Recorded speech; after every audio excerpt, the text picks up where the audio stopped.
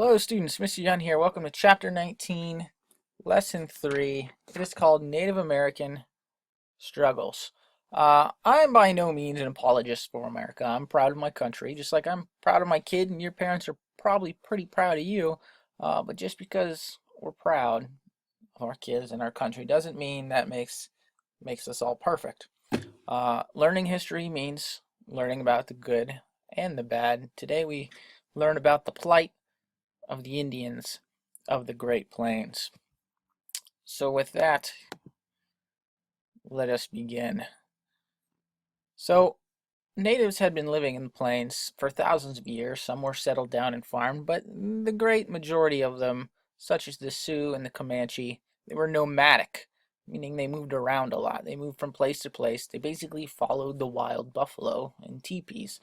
As Americans began to settle the plains, or lay train track, the number of buffalo dropped dramatically for different reasons. Losing environment, being overhunted, and this, between the buffalo numbers dropping and the encroachment of settlers into the plains and people traveling through, this essentially encroachment on the Native American way of life, well, that was going to lead to conflict.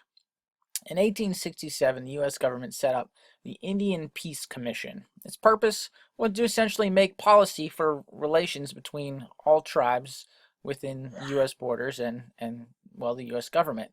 The commission recommended moving all natives to a few large reservations. Now, moving natives to reservations was not a new idea. Like, remember, Andrew Jackson moved a bunch of natives down in like Florida into Oklahoma, that whole Trail of Tears we learned about.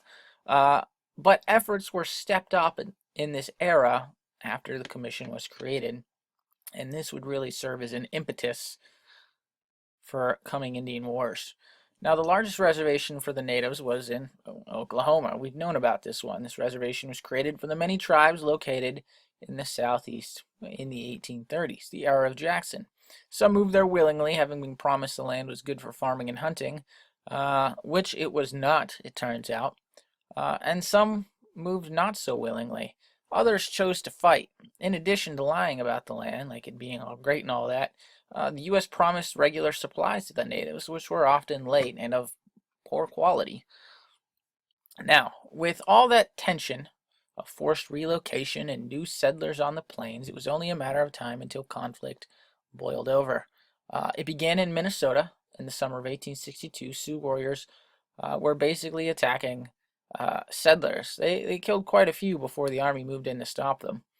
Most of the Sioux were forced to move on to reservations in the Dakotas. Meanwhile, over in Colorado, those in search of precious metals sparked the ire of the Cheyenne and the Arapaho, who attacked wagon trains and stole from the local ranches. Remember all that we learned about in the prior lesson, gold and sort of the gold rush and silver rushes after the California gold rush. So the territorial governor told the Cheyenne and the Arapaho that if they were to come to Fort Lyon and surrender, they would be given food and protection.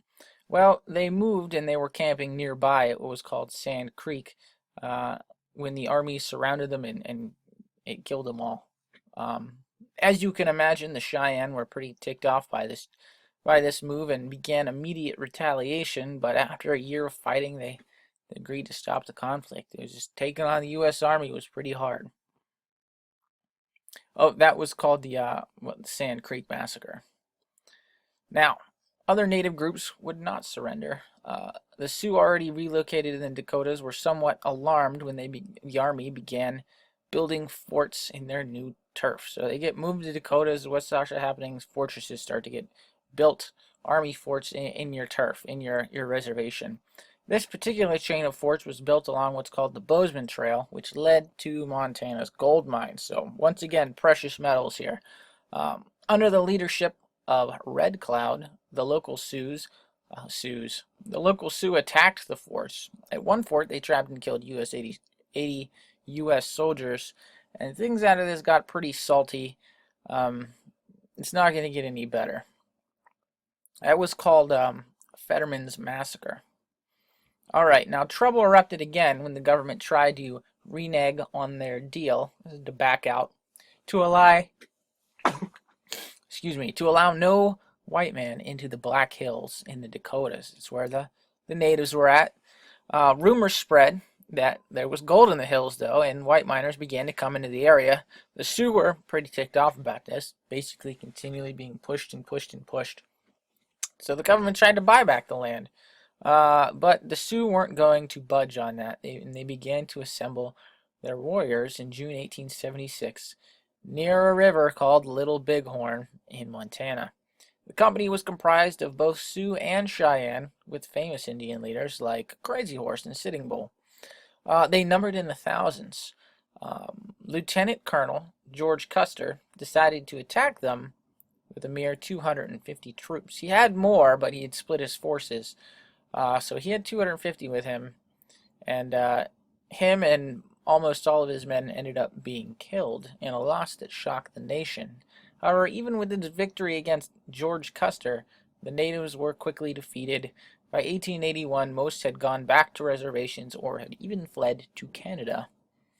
I have a video here, a little more summary on Custer's last stand. Pretty much a fascinating and studied battle in U.S. history. Moving on to the Nez Perce. The Nez Perce were a large tribe in the American Southwest. Relations with settlers had been good until the 1880s, when gold was found on their land. The U.S. government told them it was time to move to a reservation in Utah. Their Chief Joseph knew that he could not defeat the U.S. Army, so he decided to go to the reservation. But before he could, a small act of warriors, his warriors, attacked and killed some settlers. So at this point he knew like the U.S. Army was going to crush him and his tribe. So they tried to flee to Canada. A mere 40 miles from the Canadian border, the Army caught up with them and surrounded them and basically laid siege to them for 5 days. It wouldn't let them out to get food or water. And so a starving Nez Perce sort of contingent essentially were forced to give up and then move to the reservation in Oklahoma. There's Chief Joseph. He kind of looks like what you think of when you think of an Indian chief with the headdress. Looks very regal. Alright, in the 1880s, the Army tried to relocate the Apache of the Southwest into a reservation in Arizona. The Apache leader Geronimo and some of his people fled into Mexico, and then from Mexico launched attacks into Arizona. For a lot of the decade, thousands of troops chased Geronimo, who finally gave up in 1886. There's a lot more you can learn about Geronimo. You can click on the picture here and it will link you to the wiki. Alright, a changing culture. A slow ending of tribal native life occurred for many reasons. They kept losing their land, the buffalo were disappearing, and then there was the Dawes Act.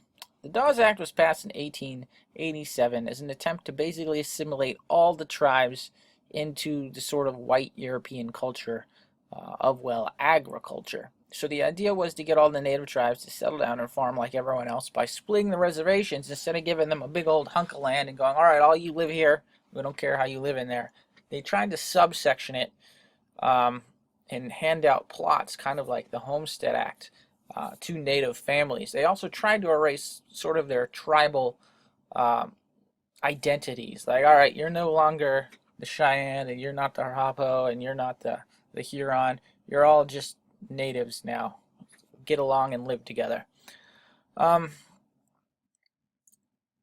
Some natives did go on to sort of assimilate and become successful farmers, but the same kind of problem that they had in the prairie with their acreage plots was that they were not often big enough for the natives to turn a profit, and in turn they were often forced to sell their land again. Alright, we're going to finish off with Wounded Knee. In 1889, there was a religious movement among the natives of the West called the Ghost Dance. So they would basically have this dancing ceremony, and like sort of the main belief behind it was they were hoping for the day that the white man would go away and the buffalo would return to the plain, and it was sort of like this movement into their old, they wanted their old way of life back, which is understandable. The problem arose is that the ghost dance scared the heebie-jeebies out of the settlers around them and the government, and so the government tried to ban the ghost dance and arrest the alleged leader of the movement, none other than the famous Chief Sitting Bull. When police tried to ban the ghost dance and will capture Sitting Bull, there was some kind of scuffle, and Sitting Bull ended up being shot and killed. After the death of Sitting Bull, an armed group of Sioux gathered around the creek Wounded Knee in South Dakota. U.S. troops were sent to collect the weapons. At some point, one of the weapons discharged, and it was kind of a Lexington Concord type of effect where everyone started shooting. Ended up mostly just being the Sioux killed, with more than 200 shot and killed. 20 soldiers died. It's generally referred to as the massacre at Wounded Knee, and is considered the end of the conflict between the government and the natives. It's the ghost dance. All right, that's your lesson for the day. Up next, you have your quiz here, 10-point quiz. Nothing too crazy on there. Your five, it's your 5 multiple choice questions. And then tomorrow we're moving on to farmers and basically the politics of farming and how they tried to become a political force in the U.S. That's it. If you have any questions, please let me know. Otherwise, have a good one.